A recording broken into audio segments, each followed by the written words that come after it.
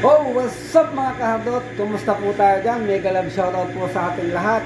At sa araw na ito ay panibagong video naman ang ipakikita ko sa inyo. At bago ko kayo dalhin doon ay welcome to my channel.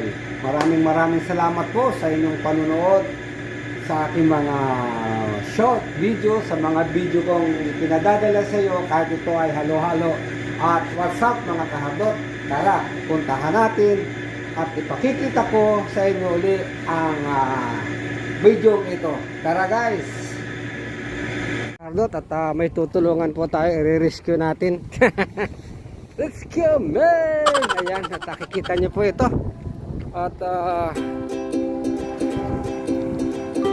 sasakay po natin yan.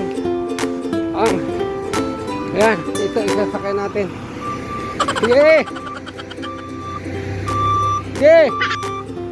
Sige, diretso! Diretso! Diretso lang, diretso! Diretso! Sige! Sige! Sige, diretso! Okay, come on! Okay, yalla! Okay, diretso! Arja!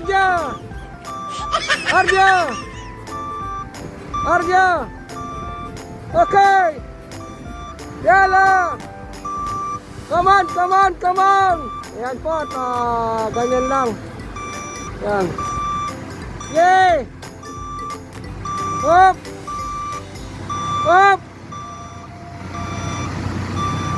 Diba?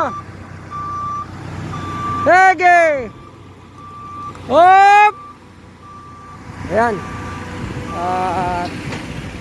Naisakay na.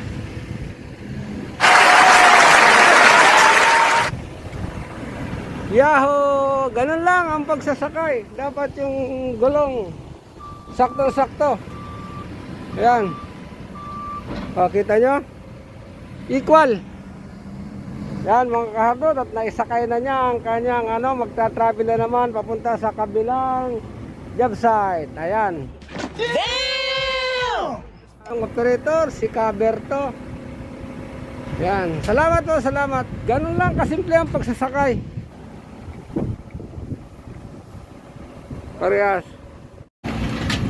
At pagkatapos isakay niya ay siyempre ay tatalian natin ang apat na gilid na nakatali dapat yan para hindi umusog o umabante. Kahit naka-handbrake yan, kailangan mong talian yan.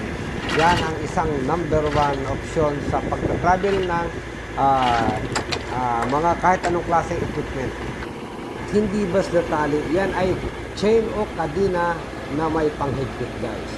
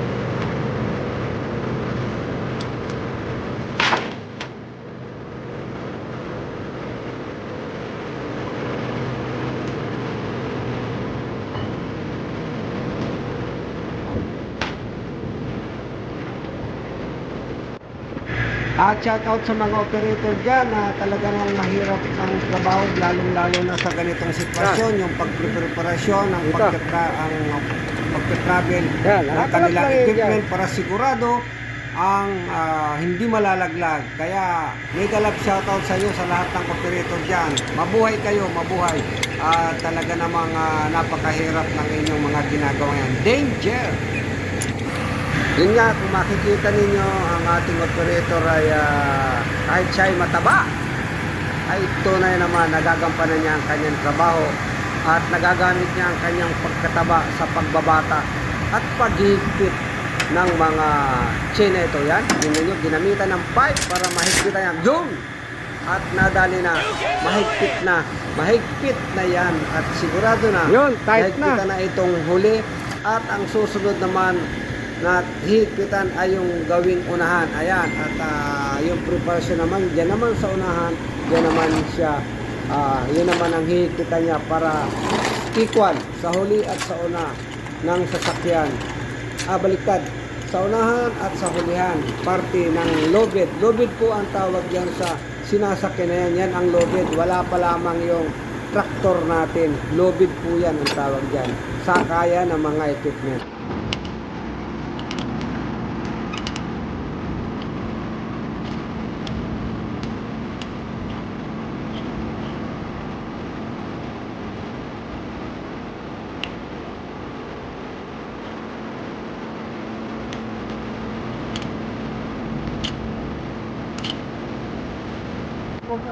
Kaluwag yan eh. Tama nga yun eh.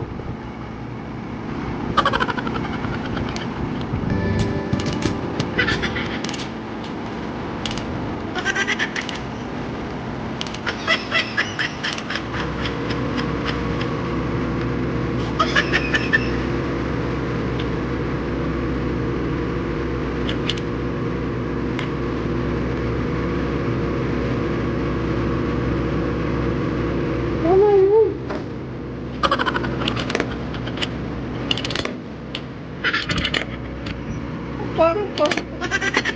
Parang lumag eh. Paluwag eh, pabulot eh. Kat.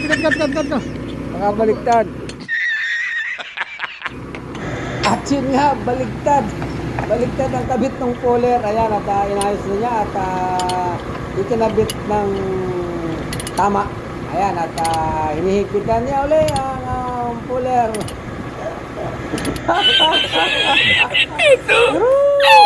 Ayan, hirap talaga ng dapat ang maghahanda kasi niyan dapat ay yung trailer driver. Siya ang maglalagay niyan dahil sa kanya yung traktor, so siya ang maghahanda, siya ang magtatali dapat. Pero inunahan na namin dahil wala pa naman yung traktor. Ikinabit na namin, hinigpitan na namin para pagdating ng traktor, aalis na lang. Wala Yun. pa.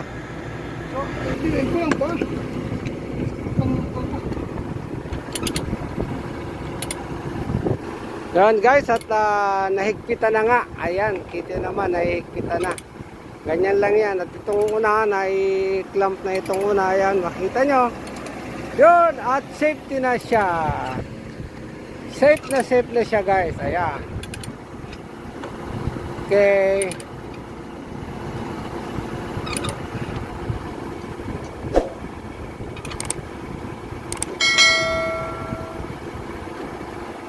Ayun, safety na ang ating forklift, telescopic forklift Caterpillar go by and another job site.